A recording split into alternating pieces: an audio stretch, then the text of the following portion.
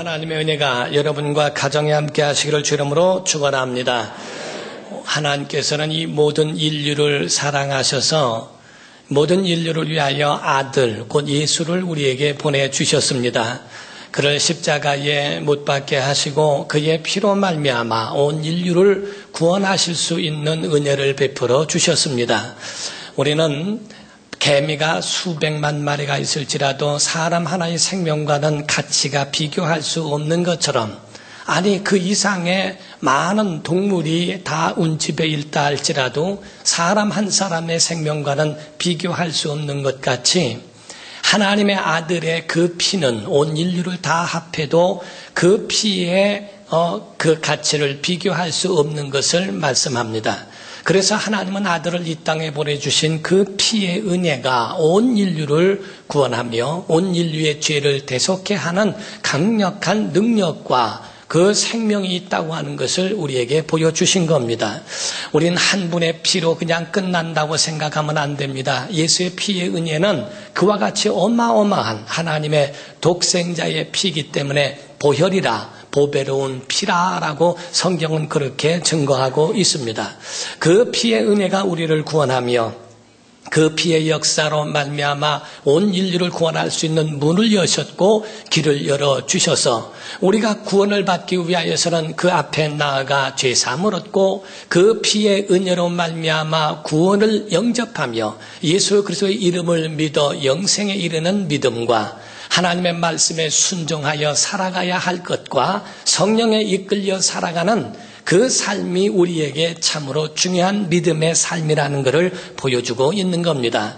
그러므로 하나님께서 이와 같은 은혜를 아끼지 아니하시고 아들도 주시고 성령도 주시고 권능도 주시고 이와 같은 많은 은사들도 주셨건만, 그래서 사도행전 17장에 보면은 만물에게 호흡과 생명과 만물에게 생명을 주시는 하나님이 무엇인가 부족한 것처럼 인간의 영광을 뺏어간다라고 오해하지 말라는 겁니다.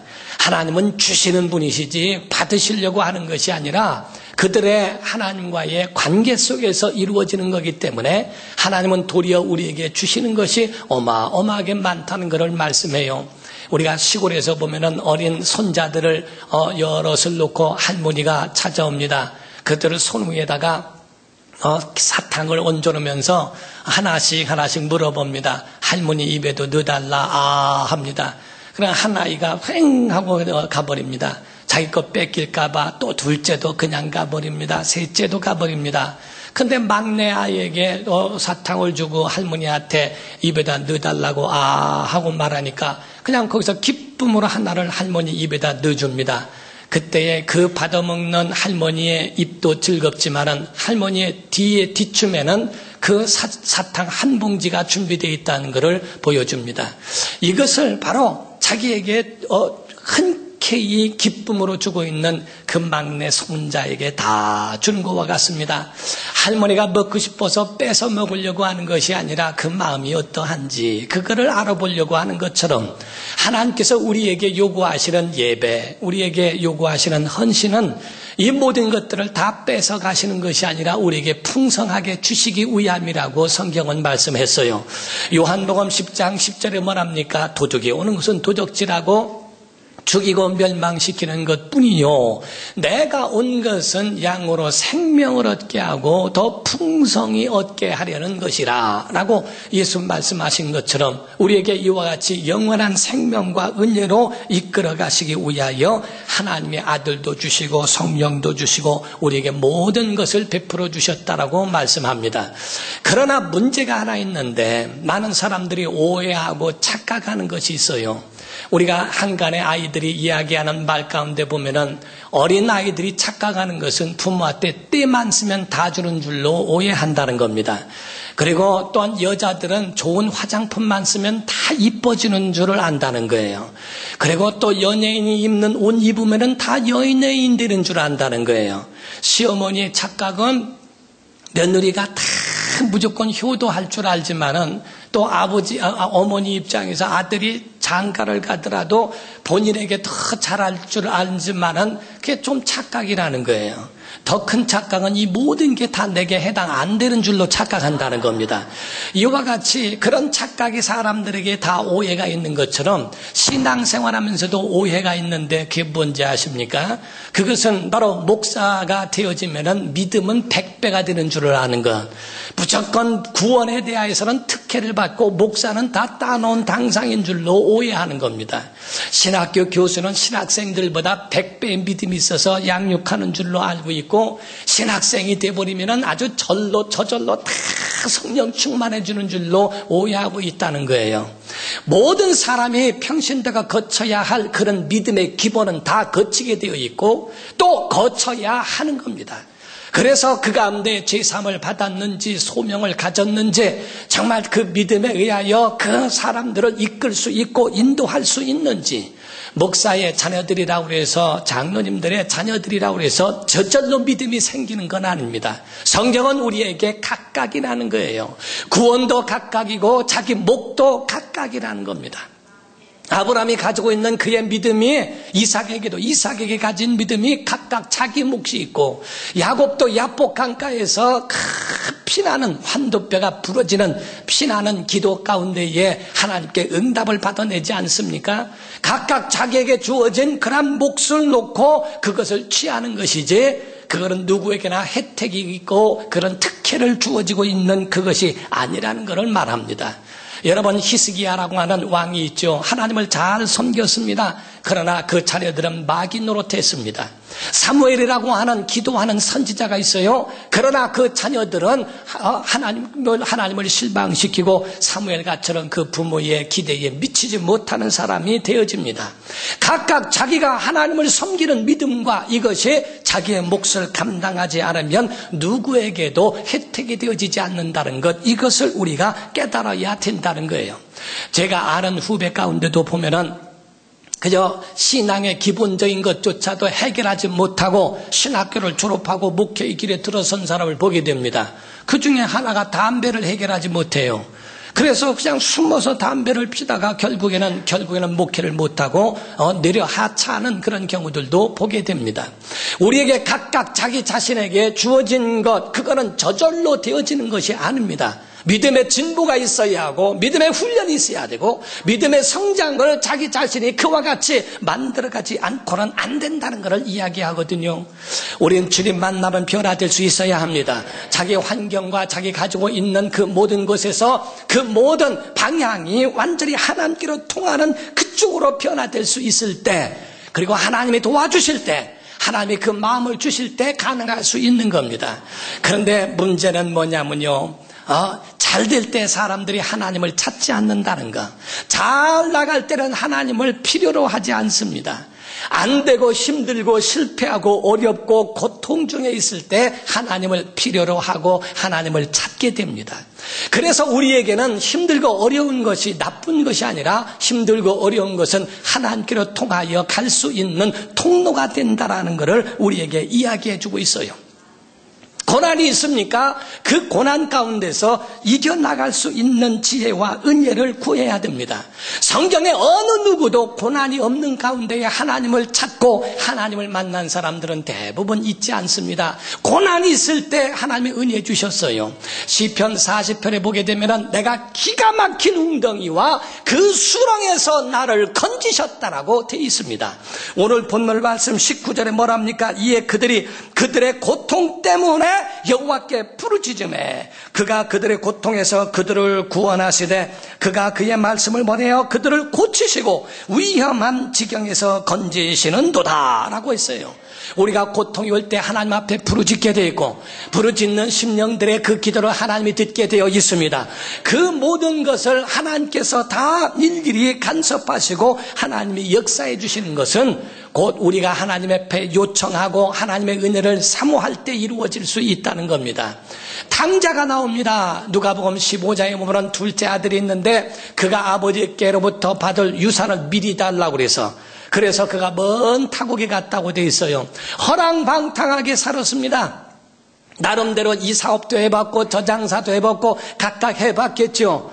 만약에 그가 잘 나갔고 잘 됐더라면 아버지를 생각하지도 않을 수 있습니다. 그가 모든 일이 형통했더라면 아버지께로 돌아올 마음을 갖지 않습니다. 그런데 그 가운데에 다 몰락해버렸고 다 없어져 버렸고 아주 새우의 끝까지 내려간 다음에서야 비로소 내가 돌아온 아버지께로 돌아가리라 하고 그 마음을 고쳐먹기 시작합니다. 잘 됐을 때는 하나님을 찾지도 않다가 그 힘들고 어려운 고난 가운데 있을 때 하나님께로 돌아갑니다. 요나같이 니느웨로 가라고 하시는 하나님의 명령을 어기고 니느웨로 다시스로 가다가 풍랑을 만납니다. 요나가 풍랑 만났기 때문에 하나님께로 다시 자기 자신이 사명을 저버린 것에 대하여 회개하는 역사가 일어나요. 히스기야라고 하는 사람도 병이 들게 됩니다. 그 병 때문에 하나님 앞에 절실하여 기도합니다. 오늘날 기도하는 것이 그와 같이 절실하게 합니까? 기도는 시를 쓰는 게 아닙니다. 하늘에서 비가 오지 않으면 죽을 수도 있고 하늘에서 불이 떨어지지 아니하면 엘리야 시대에 제물을 태우지 못함으로 인하여 아스타로 선지자와 바알 선지자의 850명의 가지고 있는 그 선지자들에게 죽임을 당할 수도 있는 위험한 지경에 얼마나 절실하게 하나님 앞에 기도하고 간구했겠어요. 우리 사랑하는 성도 여러분, 성도들은요, 아무리 힘들어도 낙심하지 말아야 하고요, 아무리 잘 나가도 교만하지 마시기를 주님으로 축원합니다. 이것이 자기 믿음을 지킬 수 있는 거예요. 남이 죄에 관여할 필요 없고 남이 타락했다고 같이 갈 필요가 없어요. 그들이 가는 건 그들이 하나님을 모르는 것이고 성경이 말하고 있는 대로 성경이 우리에게 증거하는 것이 무엇인가를 볼 줄 알아야 합니다. 우리 김선태 목사님이라는 분이 있습니다. 그분은 초등학교 6학년 때에 수류탄을 가지고 놀다가 장난감인 줄 알고 그걸 놀다가 그거에 의해서 그게 터지는 바람에 양쪽에 있는 친구들이 다 죽고 자기는 병원에 가서 깨어나 봤더니 두 눈을 실명합니다. 집에 돌아왔더니 아버지 어머니가 다 세상을 떠나고 자기 혼자 살아가야 될 것이 막막하니까 죽으려고 마음을 작정을 했을 때 하나님의 음성을 듣습니다. 사랑하는 아들아, 내가 너를 지키겠고 내가 너와 함께 할 테니 낙심하지 말아라, 죽지 말아라. 거기에 힘을 갖고 그분이 정말 훌륭한 목사님으로 실명했지만 하나님이 쓰시는 사람으로 자기 자신을 세워갑니다. 사랑하는 성도 여러분, 힘들고 어려운 가운데 있다 할지라도 낙심하지 마세요. 하나님을 의지하시기를 주님으로 축원합니다. 세상에 있는 어떤 것으로도 하나님 의지하는 이 믿음을 빼앗겨서는 안 됩니다. 우리 어떤 사람이 말하기를 50만 톤에 대한 큰 배를 만들었는데 아무리 그렇게 큰 배라 할지라도 태평양이나 바다에 먼 바다에 가겠을 때에 풍랑 만나면은 풍랑에는 종이 조각밖에 되지는 않는다는 거예요. 아무리 큰 배라 할지라도 풍랑 한 번만 만나면 아무 소용이 없다는 겁니다. 깨지는 것은 한순간이라는 겁니다. 재물이 많습니까? 한순간입니다. 큰 계획은 작은 계획은 큰 기업이건 무엇이건 아무도 과신할 수 없어요. 한순간에 풍랑 만나면 다 쪼개져 버리는 것이 인생의 삶이라는 것을 성경은 우리에게 누차 말씀합니다. 우리는 성경을 통하여 주의 음성 들을 줄 알아야 됩니다. 영적 안테나가 하나님께 있기를 주님으로 축원합니다. 하나님의 음성이 있는 사람이 돼야 돼요. 세상에 있는 TV와 그런 모든 속보와 그런 뉴스들은 그렇게 예민하면서 어째서 하나님께로부터 나오는 메시지는 듣지 못합니까? 하나님의 음성을 왜 듣지 못합니까? 온 인류에 있는 모든 만물에서 일어난 일들이 다 하나님의 경고요, 하나님의 메시지건을 우리도 오늘날 성경에 말씀합니다. 너희가 넘어진 자는 일어서고 일어선 자는 선자는 넘어질까 조심하라. 성경에 있는 모든 말씀들이 너희를 향한 경고임을 너희가 왜 알지 못하느냐고 이야기합니다. 성경은 우리에게 말씀하기를 짐승을 치는 것과 사람을 치는 것, 이 모든 것 하나님의 재앙에 의한 곧 죄 가운데 이루어지고 있다고 하는 것을 알고 내 자신을 돌아보아 내 자신을 하나님 앞에 바로 세우라고 성경은 말합니다. 우리가 구제역 같은 경우가 있죠. 돼지나 소나 이런 거 조류독감이 올 때는 막 폐사시키느라고 땅을 파놓고 거기다가 다 갖다가 죽여버립니다. 살아있는 것을 다 묻어버리는데 그거를 죽어가면서 울고 하는 그런 짐승들을 보면서 같이 그 트라우마가 며칠 간다는 거예요. 그 마음이 얼마나 아픈지 모른다는 거예요. 소라고 하는 것을 보게 되더라도 그 소는 사람에게 얼마나 헌신적인가. 소의 모든 일생을 보더라도 태어나서, 그래서 오죽하면은 시골 같은 데에 부엌을 중간에서 두고 기준으로 하면은 오른쪽은 방이고 왼쪽에는 외양간을 같이 한 가족 같이 산다는 거죠. 소는 짐을 실어 날라줍니다. 밭에 가서 일을 다 해줍니다. 그리고 죽어서도 그 고기를 제공하고 가죽을 또 살 수 있게 하고 뼈까지도 다 사람들에게 유익을 줄일 만큼 다 그 모든 것들을 제공해주고 헌신합니다. 나중에는 가족의 어려움이 있게 되면은 갖다가 팔게 되면은 눈물을 흘려가면서 울어대는 그런 소를 보게 되죠. 이와 같이 그런 짐승들이 있는데도 한순간에 죽일 수밖에 없는 전염병과 이런 역병들, 이런 원인이 어디 있을까? 출애굽기 15장 26절에 말씀을 했어요. 너희가 내 명령과 내 규례를 지켜 행하면 내가 애굽에게 내린 모든 질병 하나도, 그 재앙 하나도 너희에게 내리지 아니하리니. 하나님의 경고, 하나님의 말씀, 너희가 지금 짐승만 치는 줄 아느냐? 아니라 사람도 하나님이 친다. 사람을 치기 전에 짐승을 치시고 사람들을 그래도 그들이 회개하고 돌아오지 아니하면 그들을 또 사람도 칩니다. 세월호만 문제입니까? 다른 배들은 안전합니까? 아니, 배만 문제입니까? 비행기는 안전합니까? 이 모든 기업이나 모든 것이 그 속에 들어가 있는 그런 썩어 있는 모든 부분들 각각 누구 탓이 아닙니다. 성경은 우리에게 말씀하기를 그들 문제만이 아니다. 너희도 회개치 않으면, 너희도 하나님께로 돌아오지 않고 하나님 의지하지 않으면 휴지 조각과 같고 그런 종이 조각같이 다 깨져버릴 수밖에 없는 것이, 그것이 바로 현 세대라고 우리에게 경고하고 있습니다. 예수 말씀하시기를 망대가 무너져서 18사람이 죽은 것이 그들이 죄가 많아서 그런 줄 아느냐? 아니라 너희들도 회개치 아니하면 이와 같이 망하리라 하고 주님 말씀하세요. 모르드게가 하만의 계략으로 인해서 유다 민족이 다 멸절당한 상태에, 그런 상황에 놓여있게 됩니다. 에스더에게 사람을 보내서 이야기합니다. 우리를 구원해달라. 너는 왕비가 아니냐? 에스더가 이야기합니다. 내가 왕 앞에 나아가게 될 때에 왕이 가지고 있는 그 규라고 하는 것이 있는데, 그것을 누구든지 왕 앞에 나올 때는 왕을 또 죽이려고 하는 그러한 대적들도 있기 때문에 어느 누구를 막론하고 그 가운데 규를 내려서 허락을 받지 않고 만약에 두르게 되면 다 죽임을 당합니다. 내가 만약에 그 앞에 들어가다가 그 가운데 왕이 규를 내리지 않으면 내가 죽습니다. 자기가 위험하다고 이야기를 합니다. 모르드게가 뭐라고 이야기합니까? 야, 너는 왕궁에 있고 나는 이곳에서 유다 민족들과 다 죽임을 당할지라도 너는 왕궁에 있다고 안전하다 착각하지 마라. 너도 똑같이 그 안에서 유다 민족인 즉 너도 죽으리라. 아주 거기에 대해서 경고하고 있어요. 우리는 죄가 없어서 우리는 안전한 줄 압니까? 안 그렇습니다. 하나님의 경고의 소리를 듣고 우리가 정신 차려 하나님 앞으로 돌아와야 하는 주의 음성을 들어야 한다는 거예요. 믿음의 사람 되기를 예수 이름으로 축원합니다. 하나님의 음성 들을 줄 알고 여러분의 영혼을 새롭게 하시기를 주 이름으로 축원합니다. 믿음이 있으면, 우리 마음속에 하나님이 있으면 세상 것에 대하여 이길 능력을 하나님이 주시게 되어 있어요. 그런데 우리 속에 하나님이 없으니까 자꾸 돈 하는 겁니다. 세상에 있는 하나님이 없으니까 그것을 힘으로 삼고 그것을 능력으로 삼고 자꾸 그것 때문에 흘러가는 마음의 연약한 자가 되어버린다 이 말이에요. 우린 믿음의 사람, 하나님이 우리의 말 속에 있고 우리 생각 속에 있고 우리 삶 속에 하나님이 있는 사람, 정말 그분의 은혜로 산다고 하는 믿음의 고백이 있는 사람, 그들이 가져야 할 아주 중요한 것이 하나 있는데 그것이 바로 찬송이라는 거예요. 찬송은 우리에게 힘을 줍니다. 찬송은 우리에게 위로를 주고 감사를 주고 감격해 합니다.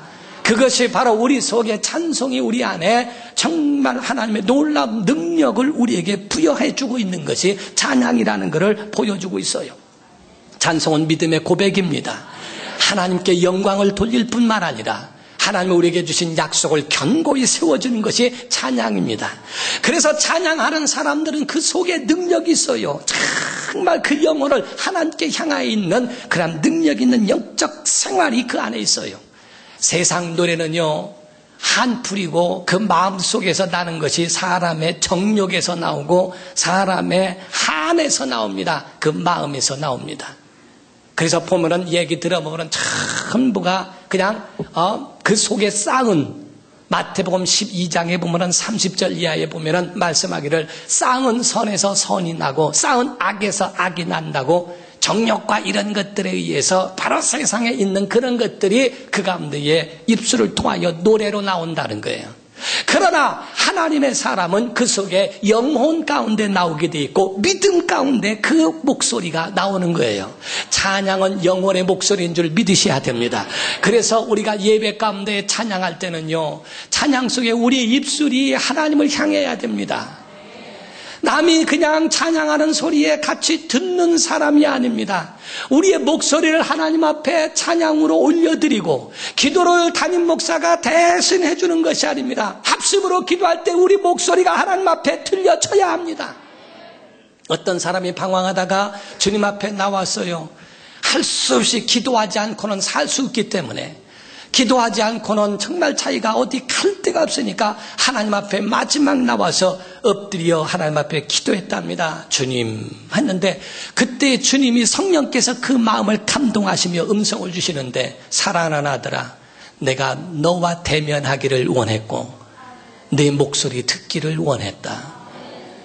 내가 여기서 기다렸다. 내가 네 자리에서, 항상 예배했던 그 자리에서 하나님 앞에 찬양하기를 원했고 기도하기를 원하는 그 소리를 듣기 원하시는 하나님의 음성이었다고 이야기합니다.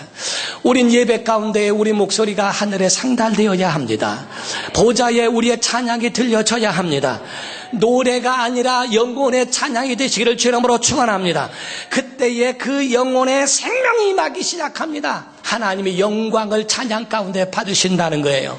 그래서 이사야서 43장 21절에 네 백성은 내가 나를 위하여 지었나니 이들은 찬양을 하게 하기 위함이라고 말씀을 했고, 시편 119편 164절에는 내가 하루에 7번씩 하나님을 찬양합니다 라고 말합니다. 시편 69편에는 말씀하기를 하나님은 염소와 황소의 춤을보다 하나님 앞에 찬양으로, 진정한 노래로 하나님 앞에 영광 돌리기를 원합니다 라고 말합니다. 히브리서에 말씀하기를 우리가 구약에는 제물로 제사했지만은 히브리서에는 찬양의 제사로 하나님 앞에 영광을 돌린다고 돼 있어요. 이적을 행하는 것, 이적이 나타나고 은혜의 역사가 있는 것, 여러분에게 그 은혜가 나타납니까? 찬양이 있어야 됩니다. 우리가 출애굽기 14장을 보게 되면 14장에는 홍해를 건너는 장면이 나와요. 모세가 기도하고 하나님이 홍해를 가르시고 그 가운데 이스라엘 백성들이 건너갑니다.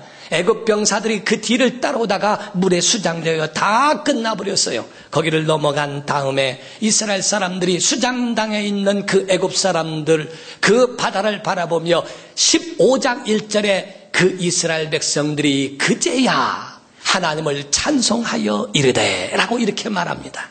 사랑하는 성도 여러분, 찬송은 우리가 기쁠 때에 더 기쁨 있게 하여 주시고, 우리가 힘들고 어려울 때 하나님의 그 찬양 소리가 우리를 하나님의 음성으로 위로케 하는 역사가 있는 줄 믿습니다.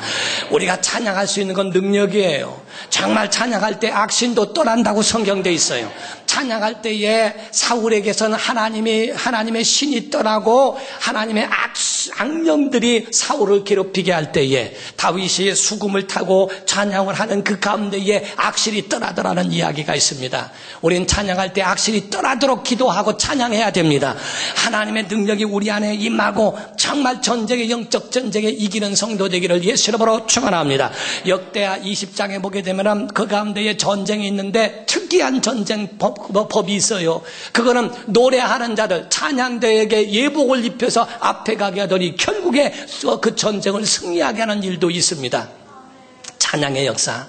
여러분 찬송할 때에 옥문도 열려지지 않습니까? 우리 심령의 문도 열려져야 하고요. 정말 여러분의 가정에 크고 놀라운 역사가 임하기를 주 이름으로 축원합니다.